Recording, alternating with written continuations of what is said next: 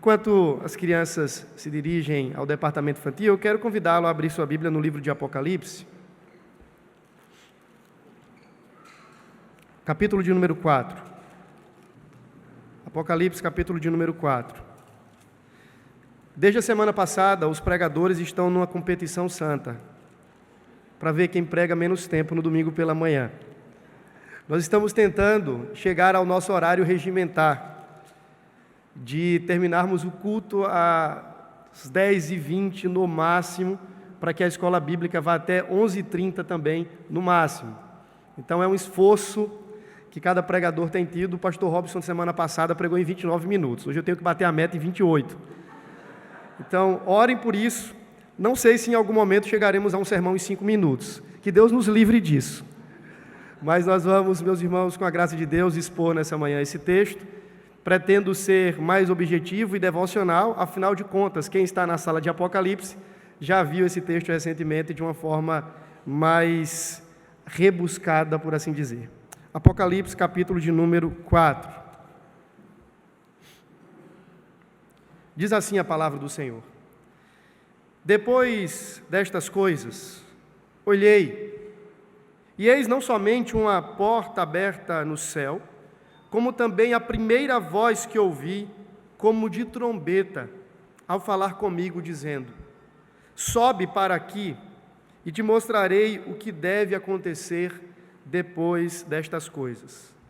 Imediatamente eu me achei em espírito, e eis armado no céu um trono, e no trono alguém sentado. E esse que se acha sentado é semelhante no aspecto à pedra de jaspe e de sardônio. E ao redor do trono há um arco-íris semelhante no aspecto à esmeralda. Ao redor do trono há também 24 tronos, e assentados neles 24 anciãos vestidos de branco, em cujas cabeças estão coroas de ouro. Do trono saem relâmpagos, vozes e trovões, e diante do trono ardem 7 tochas de fogo, que são os 7 Espíritos de Deus. Há diante do trono um como que mar de vidro, semelhante ao cristal, e também no meio do trono, e à volta do trono, 4 seres viventes, cheios de olhos, por diante e por detrás. O primeiro ser vivente é semelhante a leão, o segundo semelhante a novilho, o terceiro tem o rosto como de homem, e o quarto ser vivente é semelhante à águia, quando está voando. E os 4 seres viventes, tendo cada um deles respectivamente 6 asas, estão cheios de olhos ao redor e por dentro. Não tem descanso, nem de dia, nem de noite, proclamando: Santo, Santo, Santo é o Senhor Deus, o Todo-Poderoso, aquele que era, que é e que há de vir. Quando esses seres viventes derem glória, honra e ações de graças ao que se encontra sentado no trono, ao que vive pelos séculos dos séculos, os 24 anciãos prostrar-se-ão diante daquele que se encontra sentado no trono, adorarão o que vive pelos séculos dos séculos e depositarão as suas coroas diante do trono, proclamando: Tu és digno, Senhor e Deus nosso, de receber a glória, a honra e o poder, porque todas as coisas Tu criaste. Sim, por causa da Tua vontade vieram a existir e foram criadas. Senhor, mais uma vez entramos em Tua presença e pedimos: unge os nossos lábios, as nossas mentes e os nossos corações. Fale conosco, ó Deus, nós necessitamos ouvir a Tua voz. É a nossa oração em nome de Jesus, que o Teu Espírito Santo haja nesse lugar, que não seja só transmissão de informação, mas que seja vida e poder de Deus. É a nossa petição, em nome do Cordeiro Jesus. Amém e amém. Ler Apocalipse é sempre um desafio, afinal de contas, nós temos alguns estigmas contra este livro. É um livro que não pode ser interpretado, é um livro obscuro, que lida com questões que Deus não nos deu a saber. Alguns olham para o Apocalipse apenas como um livro catastrófico, calamitoso, de desolação, de ruína. E diante disso parece que há um sentimento de pavor, de assombro e de medo que circunda o coração de todos quando se ouve a palavra Apocalipse. Esse talvez seja o livro menos lido no período da cristandade. Nas liturgias, por exemplo, nas igrejas mais litúrgicas, que têm os seus cadernos de orações e leituras, certamente Apocalipse é um daqueles livros que não encontra muito espaço dentro das liturgias. Afinal de contas, como entender esse livro? Há algumas possibilidades. Há a possibilidade de olharmos para o livro de Apocalipse e o entendermos como um livro literal. E olharmos para essas imagens aparentemente ficciosas e dizermos assim, em algum momento da história, tudo isso literalmente vai acontecer. Viveremos no mundo do Senhor dos Anéis, de bestas e animais monstruosos surgindo dos mares e da terra e rodeando todas as coisas e assombrando todas as coisas. Outros vão dizer que Apocalipse é meramente um livro de figuras e símbolos, que não tem nada de história, de prosa, de contexto, de pano de fundo, é apenas um livro que miticamente fala de verdades espirituais. Só que quando a gente olha para o livro de Apocalipse, a gente percebe que esse livro ele tem as duas coisas. Ele tem literalidade, mas ele tem também simbolismo, ele tem muitas figuras. Ele tem literalidade porque ele foi escrito dentro de um contexto literal. Havia uma igreja sendo perseguida, hostilizada e ogerizada pelo império da época, a saber, o Império Romano. E agora João, recebendo a revelação do próprio Cristo, é intimado a dar àquela igreja um tipo de endosso de esperança. É um compêndio aqui de escritos, onde aquela igreja, ao ler, seria encorajada, estimulada, confortada e consolada diante da ameaça já presente. Certamente há aqui declarações que apontam para uma possível intensificação do mal que cumpriria-se posteriormente àquele período histórico.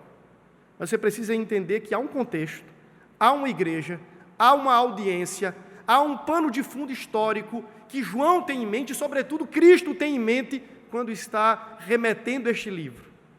Mas há também muita simbologia. Se você observar, logo no início do capítulo 1 de Apocalipse, Apocalipse trata das coisas que são, mas também das coisas que haverão de acontecer. Há um aspecto de parcialidade na profecia, no sentido do seu cumprimento. Ela cumpre-se parcialmente na sua época, no seu contexto, no seu tempo, mas também há muita profecia aqui que ainda haveria de acontecer. A melhor forma, portanto, de nós lermos este livro é considerando estes dois aspectos. A literalidade da sua narrativa, mas também as figuras e as simbologias que são próprias da própria literatura apocalíptica. O nome Apocalipse aqui se deriva, obviamente, da primeira palavra desse livro, e é revelação. Diferente daquilo que a gente pensa, de uma mensagem tão somente codificada, enigmática e obscurecida, Apocalipse, na verdade, é tirar o véu, é descortinar, é desvendar. O objetivo aqui não é escurecer, anuviar, pelo contrário, é tornar mais claro, evidente, mais lúcido, mais elucidado, mais clarificado. O objetivo de Jesus não é trazer aquela audiência dos primeiros leitores, nem tampouco a gente aqui, para colocar-nos dentro de um quarto escuro e dizer assim, é isso aqui que vocês vão ver do futuro. Pelo contrário, ele acende a luz. Apocalipse, portanto, é o acender das luzes da revelação divina acerca das coisas que são, mas também das coisas que haverão de acontecer. Como dito logo no prólogo desse livro, quem o escreve é João, o apóstolo, o último dos apóstolos, provavelmente já velhinho, e ele estava agora em Patmos. E como você sabe, a ilha de Patmos era uma colônia de férias, não era isso? Não, era uma ilha prisional. João era um preso político. Ele estava em Patmos, acusado de sedição contra o império da época. Ele estava ali, talvez, aguardando a sentença da sua morte, e a tradição vai dizer algumas coisas curiosas sobre João. Diz que tentaram matá-lo de todo jeito, até mesmo lançando num caldeirão fervente de óleo, mas aquele homem ali era quase que um Steven Seagal da sua época. Ele não morria, era um duro de matar. A tradição vai dizer que então o império, cansado de tentar matar João, não tendo êxito em nenhuma das suas tentativas, prende-o em Patmos. Mas João não termina a sua vida em Patmos. A história continua e diz que ele, já velhinho, muito mais velhinho, volta para Éfeso, onde ainda segue ali o seu caminhar de discipulado com Policarpo de Quaresma, e então ele termina os seus dias pregando os seus últimos sermões na igreja em Éfeso. Alguns vão dizer que ele era carregado nos braços, levado ao centro da igreja para pregar os seus últimos sermões. Essa é a vida de João, talvez o único que teve uma morte natural dentre todos os apóstolos. João escreve, e nós sabemos, mediante revelação. O capítulo 1 nos diz que ele ouviu uma voz. E ele começa a registrar aquilo que ouvia da parte daquele que com ele falava. Agora, no capítulo 4, você vê que ele não está apenas ouvindo uma voz, mas ele está enxergando. Ele é quase que transladado em espírito. Essa linguagem é própria dos profetas, em especial o profeta Ezequiel. Ele é em espírito convidado a enxergar uma realidade através de visões. João, então, diz o texto, que vê uma porta aberta nos céus. E aquela primeira voz que falara com ele, agora entra em diálogo, dizendo assim: vem aqui, e eu vou te mostrar as coisas que haverão de acontecer. Permita-me dizer duas coisas, antes da gente explorar o texto. É que a gente precisa olhar para o capítulo 1 de Apocalipse como um tipo de sumário dos capítulos 2 e 3. Se você quer entender, por exemplo, as figuras do candeeiro, das estrelas, das aparições de Cristo, do Cristo glorificado, a cada uma daquelas cartas, você precisa ler o capítulo 1. É um tipo de sumário explicativo das aparições e das imagens que estarão presentes ali nas cartas às 7 igrejas. Agora, os capítulos 4 e 5 também precisam ser considerados como sumários de todo o livro. Imagina agora você comigo. A mensagem que segue do capítulo 6 em diante é, humanamente falando, aterrorizante. Imagina agora você estar diante de uma visão e de repente você vê um livro tendo os seus selos abertos. E de repente cavalos e cavaleiros começam a sair, causando tumulto, pavor, levando atrocidade, morte, peste, fome, guerra. De repente, como se não bastasse tudo isso, você começa a ver anjos, cada um com uma trombeta, tocando e anunciando, alarmando o mundo acerca do juízo de Deus. Depois destes avisos apavorantes, você vê taças sendo derramadas sobre o mundo, e o juízo de Deus pulverizando de alguma forma, aniquilando, anulando a presença e a prevalecência do mal no mundo. Todas essas visões estão emaranhadas também com o aspecto de uma igreja perseguida, sofrida, aparentemente nas mãos do mal, sendo tripudiada pelo império das trevas, uma igreja que tem a sua voz silenciada temporariamente, que perde a sua força, que perde o seu vigor, que é jogada às praças, como veremos na aula de hoje, como testemunhas mortas. Quando João vê todas essas coisas, se não fosse essa visão primeira do capítulo 4 e do capítulo 5, certamente ele terminaria de ver todas aquelas coisas se precipitando ao mar. Se tivesse uma montanha mais próxima na ilha de Patmos, ele certamente se jogaria de cima, porque a visão seria de fato apavorante. Mas Jesus faz questão de dizer algo para ele. Antes de dar qualquer destas declarações, e está presente aqui nesse capítulo. Veja que no capítulo 4, você tem como tema central o trono de Deus. Esse é o tema central. A palavra trono aparece tanto no capítulo 4 quanto no capítulo 5 cerca de 12 vezes. E quando a gente olha para a Bíblia, a gente percebe que quando o narrador está repetindo demais uma expressão, ele está querendo chamar a nossa atenção para aquilo. O trono de Deus parece ser, então, o ponto mais alto desta sessão. Mas antes de falar do trono, João começa dizendo assim: eu então olhei e vi uma porta aberta no céu. A voz que tinha falado comigo disse assim, como que em um toque de trombeta: suba para cá, e eu te mostrarei as coisas que certamente haverão de acontecer. Até aqui nós já temos uma verdade ou um princípio que precisa ser considerado. João não está diante de possibilidades futuristas. Ele não está diante de uma hipótese sobre o futuro. Ele está diante da certeza quanto ao futuro. O Senhor mostraria a ele as coisas que certamente haveriam de acontecer. Isso significa dizer, meus irmãos, que o futuro está nas mãos de Deus. Aquela igreja não deveria temer, nem se apavorar diante do aparente agigantamento do mal, da aparente prevalecência do império de Satanás, do anticristo, do falso profeta, da besta que emerge do mar, porque o futuro está nas mãos de Deus. O futuro não pertence a Satanás, o futuro não pertence ao acaso, o mundo não é cíclico, o mundo não está caminhando para um abismo trágico. O futuro está nas mãos de Deus. Por que isso? Porque Deus o decreta, porque Deus o determina, porque Deus o estabelece. Isso faz coro com o Salmo 139, que diz que todos os nossos dias foram escritos antes mesmo que nós existíssemos. Antes de sermos gerados no ventre materno, já havia o estabelecimento de uma história a nosso respeito, de um futuro a nosso respeito. Eu estou falando de um futuro micro, em relação aos seres humanos, mas o mesmo acontece em relação à história maior. A história, meus irmãos, não é uma sucessão aleatória de causa e efeito. Não é uma sucessão aleatória de eventos desordenados. A história é a história de Deus, que está sendo sustentada por Deus e foi determinada pelo plano e pelo decreto eterno de Deus.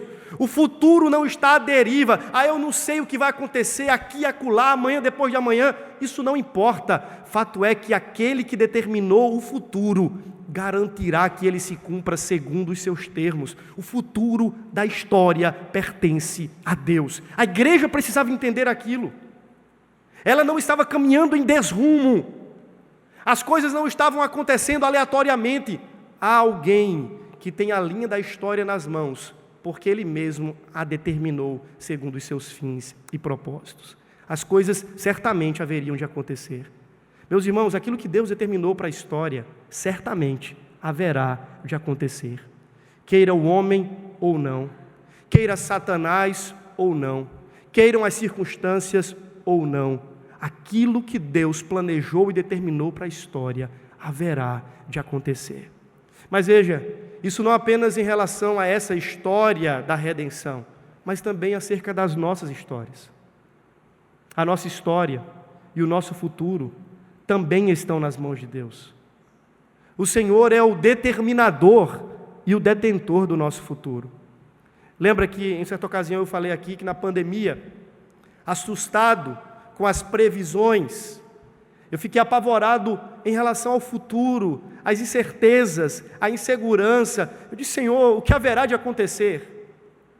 Até que em meu coração eu fui silenciado, com a convicção de que o que mais importa não é eu saber o que haverá de acontecer no futuro, mas descansar naquele que sabe sobre o meu futuro, e que mais do que isso, estará lá quando o futuro chegar. Meus irmãos, o melhor de tudo, quando a gente pensa sobre o futuro, é saber que aquele que é eterno, o grande eu sou, aquele que era, que é e que há de vir, será o mesmo, igualzinho, quando o futuro se apresentar para nós lá na frente. Daqui a 10 anos, o que vai acontecer eu não sei, mas eu sei que Deus estará lá, sustentando a minha vida e governando a história segundo os seus propósitos. O que vai acontecer daqui a um mês, eu não sei, mas eu sei que aquele em quem creio tem o futuro, a história e todas as coisas em suas mãos. Não preciso me desesperar quanto àquilo que haverá de acontecer, porque aquele que determinou todas as coisas garantirá que elas aconteçam segundo a sua vontade. É perca de tempo para nós seguirmos a vida ansiosos quanto ao futuro. Quem poderá dominar o futuro? Quem poderá prevê-lo?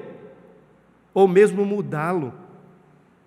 Nós somos limitados no tempo e no espaço, e ainda digo mais, numa contingência de tempo e de espaço ainda muito pequena, porque eu sei o que está acontecendo aqui aparentemente, mas tem muita coisa acontecendo aqui nesse exato momento que eu nem sei, na categoria dos pensamentos, no âmbito dos corações, Eu não sei o que está acontecendo na casa do vizinho. Veja, dentro dessa mesma contingência de tempo, eu não sei. Eu sou finito, eu sou limitado. Eu não tenho como controlar o futuro. E todas as vezes que eu tento, eu me esbarro com a vulnerabilidade da minha capacidade humana. E então fico ao chão, frustrado, ansioso, inquieto, agoniado. Não é assim que acontece? Geralmente as causas das nossas ansiedades não nascem, não se derivam dessa tentativa quase que de divinizar-nos ou divinizar-nos em relação ao controle do futuro, achando que a gente é Deus, que a gente pode controlar isso e aquilo. E a gente descobre rapidamente, basta alguns minutos, e a gente descobre que nós não temos como controlá-lo. Mas isso não é um problema. Deus nos fez com esse limite. Deus nos fez limitados às contingências do tempo e da história. Isso não é um problema.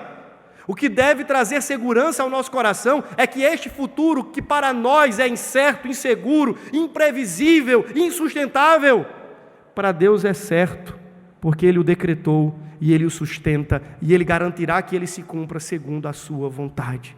Isso é o que faz o nosso coração descansar. Aquela igreja deveria seguir marchando, mesmo diante dos pavores aparentemente já previsionados nas futuras visões quanto ao futuro, porque ela deveria lembrar que o futuro está nas mãos de Deus. E os males que acontecerão no futuro também estão nas mãos de Deus. Todas as coisas, meus irmãos, aquelas que são e aquelas que haverão de acontecer, estão nas mãos de Deus.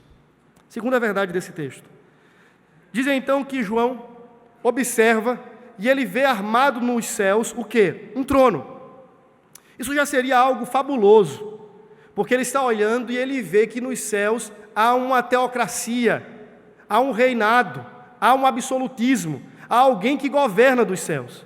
Mas ele, prestando atenção, ele olha e ele dá uma declaração muito mais detalhada. Eu vi armado nos céus um trono e alguém assentado nele. A primeira verdade do texto é que o futuro está nas mãos de Deus, porque Ele o decretou e porque Ele está lá. Segundo, a segunda grande verdade desse texto é que o trono está ocupado por Deus. Nós estamos falando de um texto onde a igreja precisava lembrar que quem manda no mundo não é Nero, nem Domiciano, nem Teodósio, nem qualquer outro imperador. Quem manda e quem governa sobre todas as coisas, fatos, causas e efeitos do universo é aquele que está assentado no trono.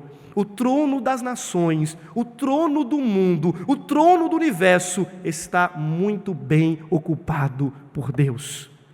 Isso me lembra de Isaías capítulo 6. Naquele período de interregno, o rei Uzias havia morrido. Agora o povo está naquele momento de desconforto. Quem será o próximo rei? O trono de Jerusalém está vazio, desocupado. Mas então Isaías é levado em sua visão a enxergar os céus. E diz que diante daquela corte celestial, ele observa Deus assentado em um alto e sublime trono, sendo ovacionado por serafins que declaravam a sua santidade e expressavam a sua glória. E ele se lembra, o trono de Jerusalém está vazio, mas não o trono dos céus. O Senhor continua assentado no seu trono. O trono das nações continua ocupado. Quero lembrá-lo também de Abacuque, capítulo 3. O livro de Abacuque, eu já expus aqui de uma forma bem panorâmica, mas ele é intrigante, porque ele lida com o famoso problema do mal, a teodiceia. Se Deus é bom, por que coisas ruins acontecem? Porque Deus, em seu poder, não extirpa de uma vez por todas a existência do mal e a aparente prosperidade desse mal no mundo. E quando ele entra em convulsão, lembrando-se de que talvez o Senhor é santo, puro de olhos, mas de repente os babilônios haveriam de invadir Jerusalém e Deus não iria fazer nada. Finalzinho do capítulo 2 de Abacuque diz assim: Deus está no seu santo templo, cale-se diante dele toda a terra. Agora, no capítulo 3, Abacuque parece mudar o discurso. De um profeta que estava em crise com Deus e consigo, ele se transforma num poeta e começa a cantar, dizendo que ainda que aquilo ou aquilo outro não acontecesse, se a figueira não desse o seu fruto, se o campo não tivesse abastecimento para os animais, se o fruto da oliveira viesse a mentir, viesse a faltar, se tudo acontecesse tragicamente, ele ainda alegraria o seu coração em Deus. o Deus da sua salvação. Por quê? Porque Deus está no seu santo templo, e toda a terra diante disso deve se calar. O trono do universo está ocupado. Por quem? Por um ser gloriosíssimo e todo-poderoso. Na visão de João, há uma descrição absolutamente metafórica. Ele é com aspecto de jaspe, de sardônio e tudo mais. Ele vai dando descrições que, se você caminha para o final de Apocalipse, capítulos 21 e 22, você descobre que estas mesmas aparições, essas pedras preciosíssimas e essas metáforas estão ligadas à cidade santa de Jerusalém. E diz que aquela é a glória da cidade. Esse ser que está ocupando o trono é o Todo-Poderoso e o Todo-Glorioso, cheio de majestade, de pompa e de beleza. Veja, quando a gente olha para uma história que está sendo determinada e por um futuro que está sendo assegurado por Deus, a pergunta é: que garantia temos de que este futuro de fato haverá de se cumprir? Que garantia temos de que essas profecias ganharão a sua concretização no tempo e na história? Que garantia temos de que essas visões acerca da glória de Deus, do triunfo de Cristo na sua igreja, são certas? Que segurança nós temos? Onde nos apoiamos na certeza de que essas coisas haverão de acontecer? E João diz assim: é porque quem está prometendo é aquele que está sentado no trono. Quem está dando estas visões e quem determina o futuro é aquele que também está sentado no trono. Ele fará com que todo o seu plano se cumpra no tempo e na história. A ideia de trono implica em soberania. O Senhor é o Rei que reina sobre tudo e sobre todos. Diante dele você vê que existem 24 tronos, e todos estão ao redor do trono maior, prestando a ele submissão e reverência. A ideia dos 24 anciãos aqui, comumente é interpretado como uma representação da própria igreja. 12 tribos, 12 apóstolos. A igreja está representada diante do trono de Deus, onde adora aquele ser todo glorioso. Deixa-me dizer uma coisa para você aqui. Onde é que o trono está armado? Na visão de João, nos céus. Ele está nas alturas, de modo que tudo mais está debaixo do trono. Tudo mais que acontece está debaixo dos pés daquele que está assentado no trono. Ao redor do trono está uma igreja reverente que adora aquele que está gloriosamente assentado no trono real. Eles estão lá na frente jogando as suas coroas, declarando que só há um rei, um Senhor, o Deus Todo-Poderoso e Todo-Glorioso. Meus irmãos, eu tenho falado sobre a doutrina da soberania e da providência com uma certa frequência em meus sermões, porque parece que nos esquecemos disso, de quem reina, de quem governa. O Senhor é o Deus todo-soberano, todo-poderoso, absoluto em sua vontade, livre em seus propósitos. Nós precisamos crer nisso. Nada, absolutamente nada, acontece ao acaso, fora dos domínios da atuação deste rei. O Senhor reina, Ele está no trono, o trono está ocupado. Mas aí o texto encerra, e nós temos uma última sessão. Entre essas sessões, você tem a figura de 4 seres viventes. Há pelo menos 2 possibilidades de interpretação para estes seres.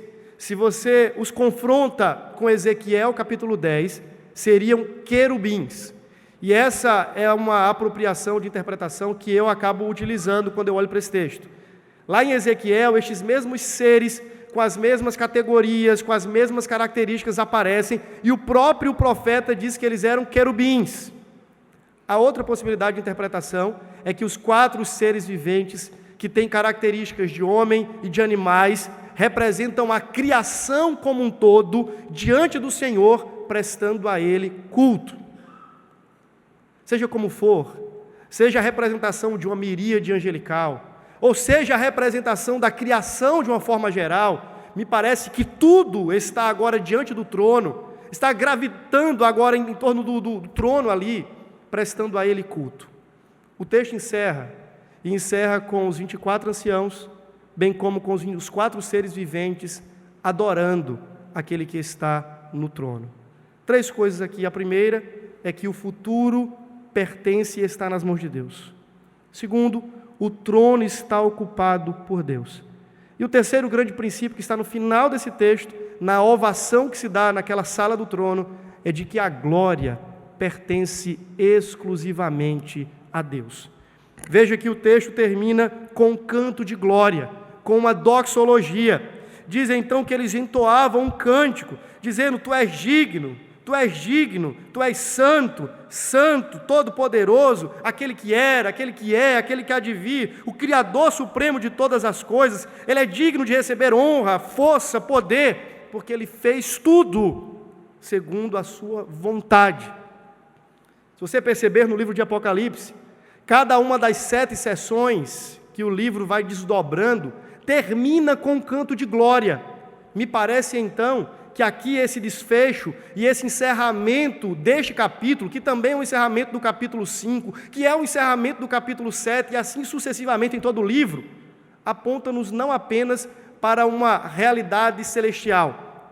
Me parece que estas doxologias, sempre ao final de cada sessão do livro, diz respeito ao fim da própria história. Como é que a história vai terminar?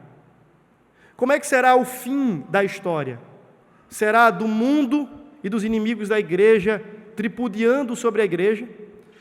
Será o fim apontando para a glória dos abutres espirituais que estão ali escarnecendo da própria igreja de Cristo? A história terminará de que forma, irmãos? E o texto diz que a história terminará em uma eterna doxologia. A história terminará com toda a criação, com toda a igreja, com todos os santos, reunidos eternamente diante do trono de Deus e do Cordeiro, para prestar-lhe culto, prestar-lhe verdadeira adoração. Porque a adoração e o culto pertencem exclusivamente a Deus, ao Senhor que tem o futuro em suas mãos, ao Senhor Todo-Poderoso, que ocupa o trono das nações, de onde governa tudo e todos, segundo o seu propósito. O que é que esse texto nos ensina? Esse texto certamente nos ensina algumas verdades muito preciosas. A primeira delas, e eu já apontei durante a explicação do primeiro ponto, é que não há motivos para andarmos ansiosos quanto ao nosso futuro. Se você quiser ficar ansioso, fique à vontade. Tem muito remédio aí, farmácia fora, para você tomar. Mas não faz sentido. Se o futuro está nas mãos de Deus, se o futuro é decretado por Deus, e se Deus, o Deus que está conosco aqui no presente hoje, nessa manhã, estará conosco no futuro também, sendo o mesmo,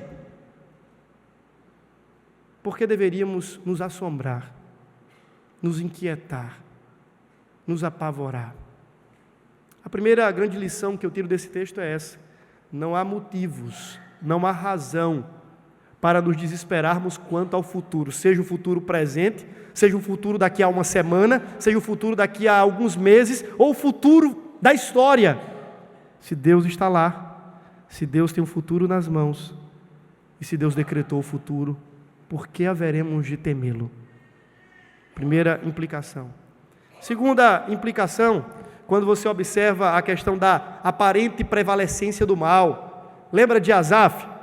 Lembra da história onde o poeta do Senhor está olhando em sua volta, o vizinho dele está bem, aquele cheirinho de gordura de picanha subindo todo o almoço, a vida é boa, é farta, o caba tem os olhos que está quase que saltando do corpo, tão abastecido que ele está, a vida do cara é plena, e ele olha e diz assim: Deus, como é que pode? Eu ando na linha, estou na igreja todo domingo, vivo com o Senhor, guardo meu coração em pureza, em santidade, mas eu olho para o outro lado, aqueles que não fazem nada disso parecem prosperar. O livro de Apocalipse parece ter essa mensagem, de que aparentemente o mal prospera, o império das trevas tripudia sobre a verdade, e a gente olha para tudo isso e diz assim: meu Deus do céu, será que o mundo está sem controle? Será que a história está desgovernada, desrumada? Mas eu olho para o segundo ponto desse texto e digo assim: eu preciso aquietar o meu coração, porque no final das contas, existe alguém assentado no trono. O trono e o governo da história não estão à deriva. o leme da história não está nas mãos do caos e da aleatoriedade. O Senhor soberano governa todas as coisas. A sua vida, a minha vida, a nossa família, inclusive o mal. Lutero costumava dizer que até Satanás é um cachorro na coleira de Deus. Nós não temos uma guerra cósmica de mal e bem se degladiando, Satanás e Deus ali medindo força. Nós temos um só que se assenta no trono. Tudo mais está debaixo dos teus pés e come o pó do seu chinelo. Tudo mais.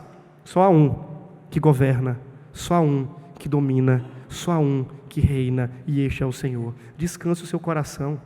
O mal e as forças das trevas não haverão de prevalecer, porque o nosso Rei está sentado no trono.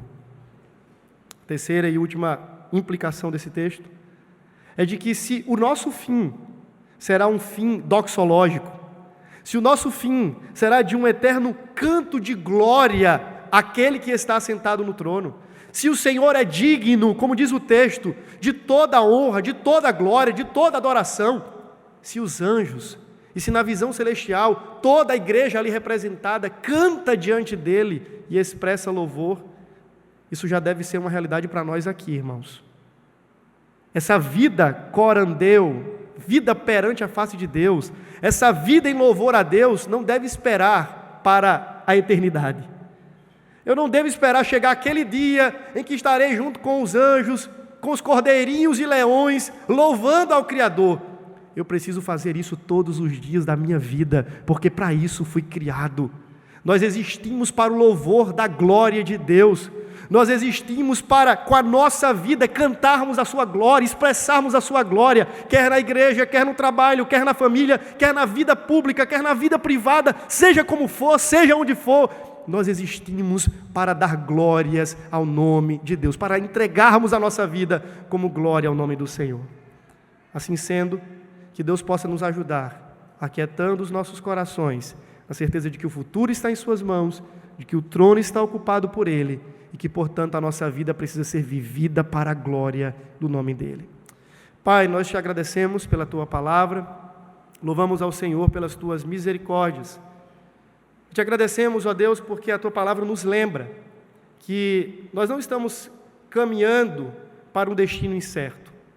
O futuro está em Tuas mãos, o trono continua ocupado e o Senhor é digno de receber honra, glória e louvor do Seu povo. Abençoa-nos, ó Deus, como Tua igreja e enche o nosso coração de descanso e de louvor. É a nossa oração, em nome e para a glória de Jesus. Amém e amém.